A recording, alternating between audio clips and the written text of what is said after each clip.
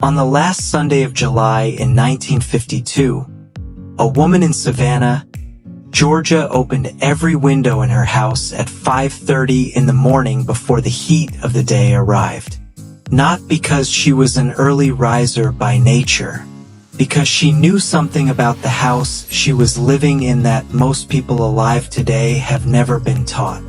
She knew that the house was a machine, a passive, silent, zero-electricity machine for moving hot air out and pulling cool air in, and that it only worked if you understood which windows to open, in which order, at which time of day to make the whole system run. She knew about the transom windows above each interior door and why they needed to stay open at night. She knew about the wide central hallway and what happened to the air that moved through it when the windows at both ends were cracked at exactly the right angle. She knew that the wraparound porch was not a place to sit. It was a shield, a layer of shade that kept the afternoon sun from ever reaching the walls of the house directly. And she knew that on the nights when the heat was at its worst, her family would sleep on the second-floor sleeping porch where the screens let every breath of the night air through while keeping the insects out. She paid nothing for any of this. The house did it automatically. And this summer, the average American family will pay $778 to do what her house did for free. That is not because energy got expensive. It is because someone removed the machine. This is not a video about living without air conditioning. Nobody is suggesting you turn off your AC in August. This is a video about a specific and verifiable fact. The average American household spends more than $1,100 on energy bills every summer. Air conditioning alone accounts for between 30 and 50% of that total in most of the country during the peak summer months. The U.S. Department of Energy confirms that a ceiling fan uses 90% less energy than a central air conditioning unit, while making a room feel up to 4 degrees cooler. And research shows that proper cross-ventilation, moving air through a house using windows on opposite walls, can increase airflow by up to 800% compared to a single open window. 800%. Using nothing but physics and the correct position of a window. The woman in Savannah knew that in 1952, her house was built around it. And the house that replaced hers was not. The reasons go deeper than most people think. In 1955, fewer than 2% of American homes had any form of mechanical cooling.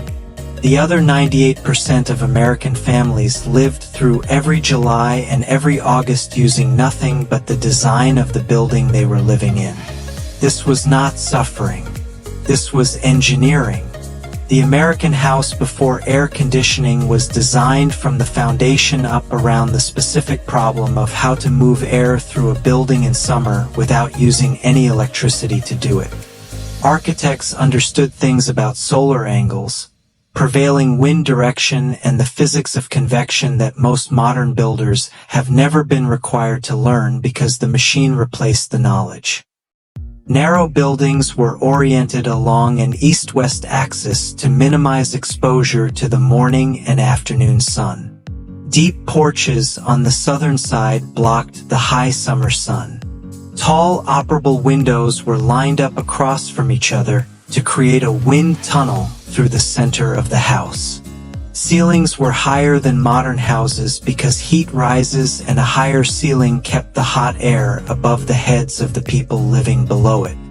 Every one of these features was a working component of a passive cooling system so effective that families slept comfortably through summer nights in Georgia and Alabama and Texas without a single degree of mechanical cooling. Then air conditioning arrived, and one by one each component was removed. The transom window was a small operable glass panel set above a door or a larger window. They appear in virtually every American house built before 1950 and in almost no American house built after 1965. Before air conditioning, the transom window solved a specific problem. Hot air rises. In a room with a sealed door, the hot air that accumulated near the ceiling had nowhere to go. It simply built up, making the room hotter. The transom window above the door gave that hot air an exit point into the hallway, while simultaneously allowing cooler air from the hallway to enter the room at a lower level. The result was a continuous natural convection loop. Hot air rising and exiting through the transom, cool air entering below, operating silently, automatically, and at zero cost. On exterior walls, the same principle applied at a larger scale.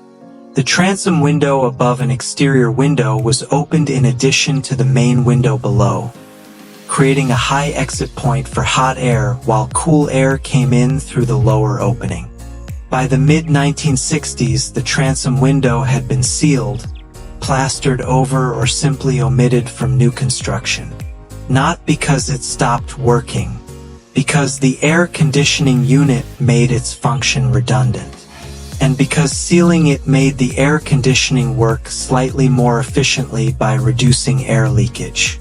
The same feature that had cooled American houses for a century was removed specifically to make the machine work better. The machine that now costs the average family between $300 and $500 a summer to run.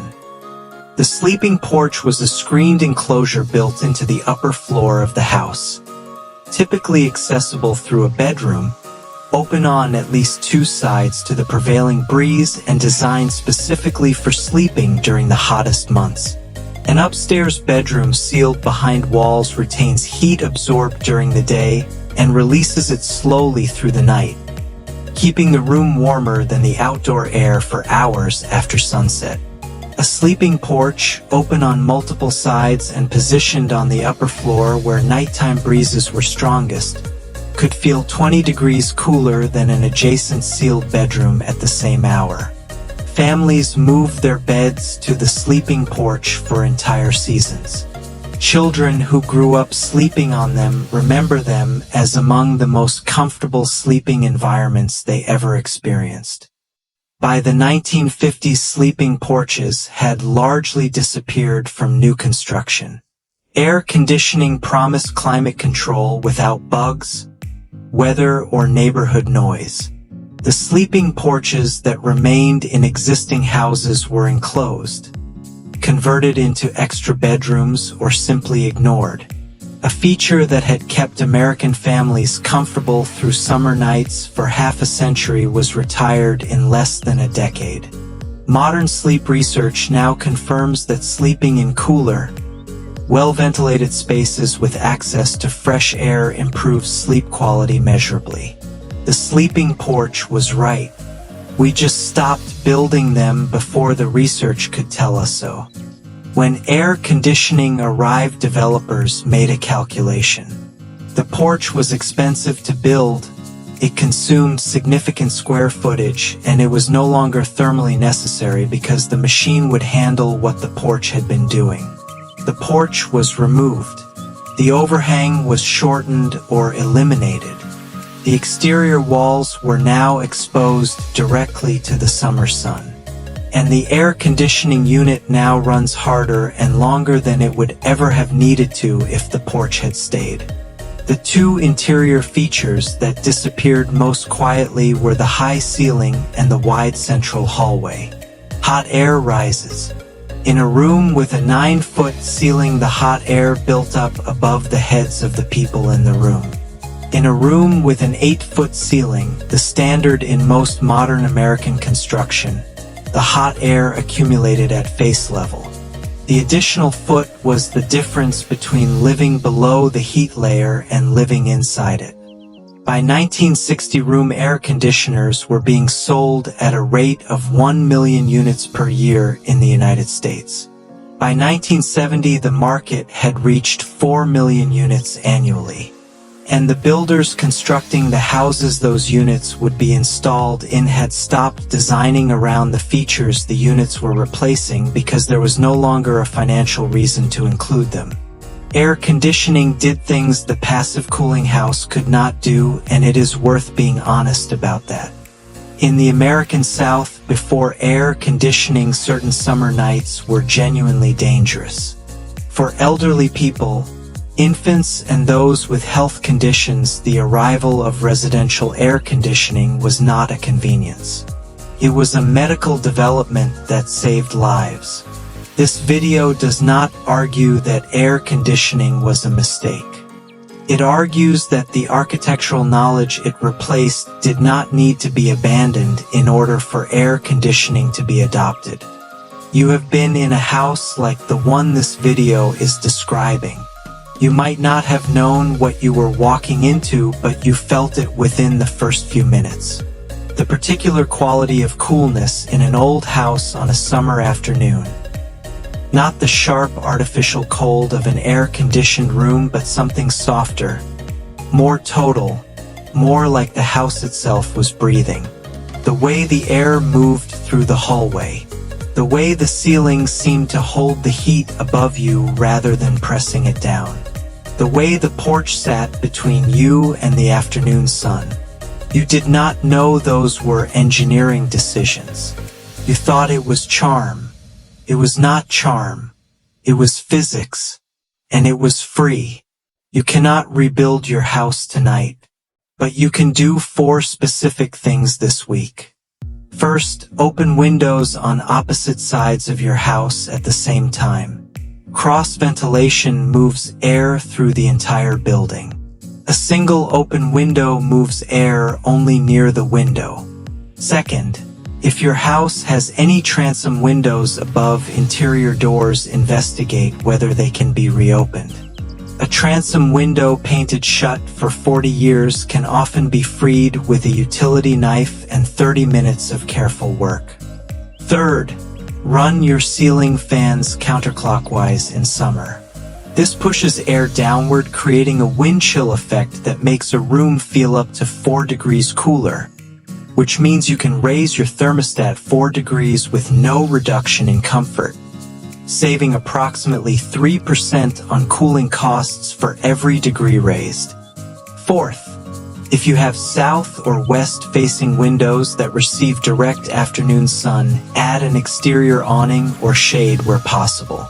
The Department of Energy's own research shows exterior shading reduces solar heat gain by up to 65% on south-facing windows. Your grandmother did all of this without thinking about it. You can too. Somewhere in America tonight, the woman in Savannah's house is still standing. The transom windows are still there above the doors, painted shut most likely. The wraparound porch is still there doing what it was always designed to do.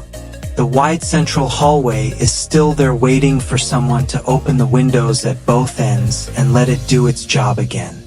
The house still knows how to cool itself. It has always known. We just stopped asking it to. Next week, we are going inside the one object that sat on every 1950s kitchen shelf and quietly revealed everything about a family's financial situation that nobody was supposed to know. Echo of Yesterday has more of this to find. Come back next week.